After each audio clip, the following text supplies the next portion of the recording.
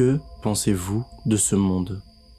Au premier coup d'œil, il peut sembler plutôt paisible. Pour la petite histoire, c'est bien une œuvre que vous avez sous les yeux, imaginée par Liam Young. Il s'agit d'une ville capable d'accueillir 10 milliards d'habitants sur seulement 0,2% de la surface terrestre, avec pour objectif de permettre à la planète de se régénérer en l'absence de l'humanité qui vivrait en autosuffisance dans cette cité.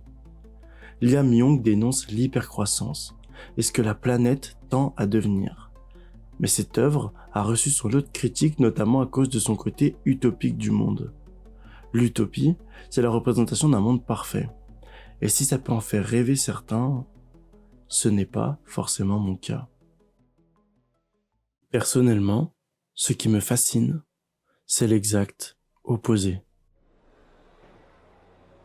Les contre-utopies, ou plus communément appelées les dystopies, c'est la manière dont des œuvres écrites il y a parfois plus de 50 ans décrivent la technologie d'aujourd'hui d'une façon qui résonne parfaitement avec notre société actuelle. Les dystopies nous mettent face à nos plus grandes peurs, nos plus grandes angoisses en tant qu'être humain, comme la perte de contrôle, un pouvoir tyrannique, la suprématie technologique et tous les scénarios qu'on pourrait imaginer dans les plus grands films de science-fiction. Par exemple, là, vous vous baladez avec moi dans mon sous-genre dystopique préféré, le cyberpunk. Ressentez-vous cette énergie ? Ce monde sombre et sans espoir, où les technologies que nous avons créées ont pris le dessus sur nous. C'est presque la description d'un parfait cauchemar. Mais si ce monde vous semble éloigné du nôtre, c'est normal. Aujourd'hui, je vais vous parler de dystopies bien plus proches de notre réalité.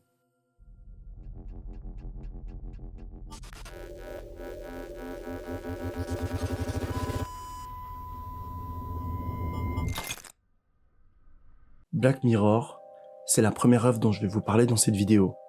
C'est les images que vous avez vues en introduction avec le système de notation des citoyens qui permet d'accéder ou de ne pas accéder à certains privilèges.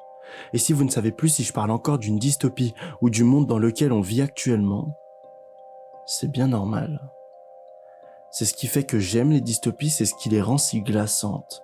C'est cette étrange vision réaliste. Pour le coup, cet épisode qui s'intitule Nosedive, c'est le premier épisode de la saison 3 et il est diffusé peu de temps après que le gouvernement chinois ait sorti un document nommé « Plan pour la construction d'un système de crédit social ». Rien que ça.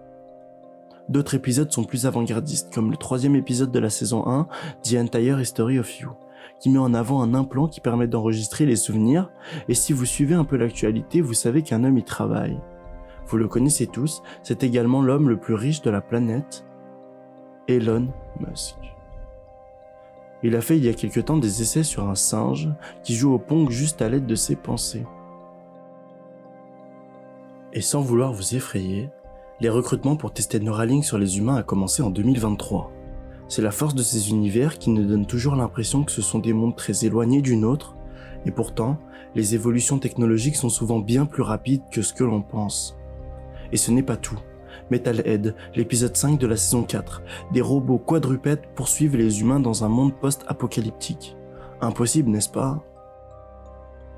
Ghost Robotics, une société basée à Philadelphie, ont sorti une collection de robots armés.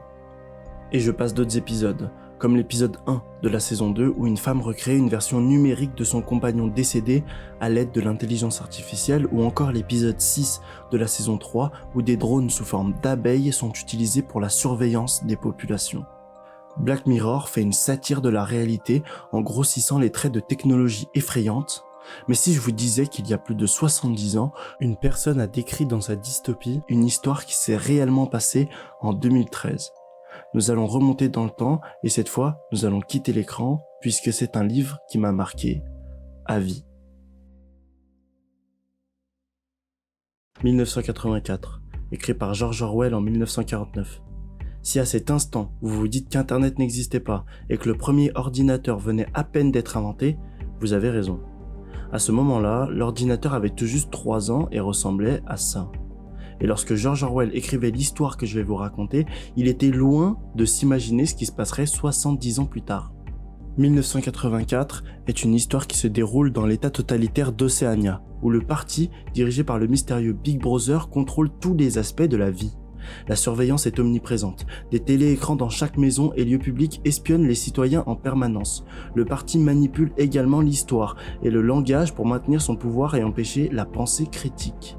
Le protagoniste, Winston Smith, travaille au ministère de la Vérité où il modifie des documents historiques pour les aligner avec les mensonges du parti. Malgré sa soumission apparente, Winston nourrit des pensées de rébellion et rêve d'un monde libre. Il entame une relation secrète avec Julia, une collègue partageant son mépris pour le régime. Les deux rejoignent un mouvement clandestin appelé la Fraternité, supposément dirigé par Emmanuel Goldstein, ennemi juré du parti. Cependant, ils découvrent rapidement que ce groupe est une ruse pour identifier les dissidents. Capturés par la police de la pensée, Winston et Julia subissent des tortures brutales au ministère de l'amour. Confronté à sa plus grande peur dans la chambre 101, Winston finit par trahir Julia et accepte finalement l'amour pour Big Brother, renonçant à toute rébellion. 1984, c'est une dystopie qui coche toutes les cases. Un monde oppressant et contrôlé, une figure de dissidence, une critique de notre monde actuel. Ce qui me fascine, c'est que le monde actuel de George Orwell, c'est ça. Malheureusement, mort en 1950, il n'a pas pu voir la réalisation de son livre 63 ans plus tard. Le 21 juin 2013, une actualité fait les gros titres. Edward Snowden, ancien employé de la NSA et de la CIA, révèle les informations classifiées concernant des programmes de surveillance de masse menés par les États-Unis et leurs alliés. Snowden, qui avait travaillé sur un projet de sécurité informatique, divulgue tout. La NSA menait des programmes globaux d'espionnage surveillant tout le monde, des citoyens ordinaires aux chefs d'État étrangers. Le programme PRISM permettait de récupérer massivement des données auprès de grandes entreprises technologiques comme Google, Facebook et Microsoft. Le monde entier était sur écoute. Et c'est grâce à un homme, Edward Snowden, que ces pratiques ont été exposées. Il nous rappelle évidemment 1984 et représente une figure de résistance face à un système oppressif. La beauté de ce livre, c'est qu'il est complètement hors du temps, et c'est ce qui fait sa magie. Vous pouvez le lire aujourd'hui et y retrouver sans difficulté des éléments propres à notre époque. D'ailleurs, après l'affaire Snowden, les ventes du livre 1984 ont explosé, passant de la 6200e place à la 118e place des livres les plus vendus dans le monde. Je pense que c'est surtout dû aux questions qu'il soulève, des questions fondamentales sur notre humanité, nos créations, les pouvoirs en place et les gouvernements. Et moi, je me demande comment nous, les êtres humains, avons-nous réussi à construire nos plus grandes peurs? Comment en sommes-nous arrivés là? Le monde cyberpunk qui vous semblait si lointain il y a encore quelques minutes, vous paraît-il toujours aussi inaccessible? Et si, comme 1984, Black Mirror, dont la première saison est sortie en 2011, décrivait déjà Neuralink ou l'intelligence artificielle dans 50 ans, à la manière de George Orwell, en son temps? Et si rien n'était exagéré, voudriez-vous vivre dans ce genre de monde? La définition d'une dystopie, selon le dictionnaire Aubert, est la suivante. Récit de fiction qui décrit un monde utopique sombre. Et si en voulant créer un monde utopique assisté par la technologie, nous étions en train de bâtir notre propre dystopie? Honnêtement, je ne sais pas. Ce que je sais en revanche, c'est qu'en tant que développeurs, nous sommes capables de créer des choses extraordinaires. Mais cela nous rend également profondément responsables des dérives potentielles qu'elles peuvent engendrer. L'essentiel est d'en prendre conscience. C'était Yanis, et je vous ai partagé ma fascination pour les dystopies.